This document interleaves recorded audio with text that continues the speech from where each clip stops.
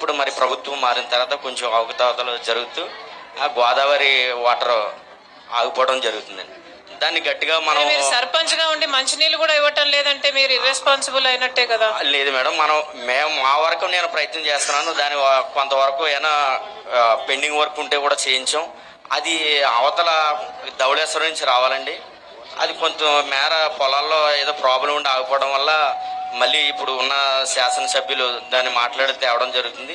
మొన్న అయితే రీసెంట్ గా 2 నెలలు మీ వైఎస్ఆర్సీపీ నాయకులతో పోయి మాట్లాడాలి కదా, నీళ్లు కూడా రావటం లేదు మా గ్రామానికి అని మీరు మాట్లాడాల్సిన బాధ్యత మీకు ఉంది కదా. కూటమి ప్రభుత్వం నాయకులు అందరూ కూడా దగ్గరుండి చేస్తున్నారు కాబట్టి మరి మేము కొంచెం మీకు వైసీపీ నాయకులు తోడు రాకపోతే చెప్పండి, మా వాళ్ళు వస్తారు. వైసీపీ ఎప్పుడు కూడా ప్రతి దానికి వాళ్ళు వస్తారు, మా వాళ్ళనైనా తీసుకొని నీళ్లు వచ్చేటట్టు చూడండి. వైసీపీ ప్రభుత్వం ఎప్పుడు ఎవరు ఆపదలు ఉన్నా అద్దరిద్దరు కూడా ఉన్నా నీళ్ళు ఎందుకు రావట్లేదు అంటారు? నీళ్ళు వస్తాయంటే అది కూటమి ప్రభుత్వం అక్కడ పైన. అవునమ్మా, మరి మీరు కొట్లాడాల్సిన బాధ్యత వైసీపీకి ఉంది కదా. అడుగుతున్నాండి, పలానా రోడ్లు ఇక్కడ పెండింగ్లు ఉన్నాయి, పలానా డ్రైన్లు పెండింగ్లు ఉన్నాయి, మా వరకు ఇంతవరకు.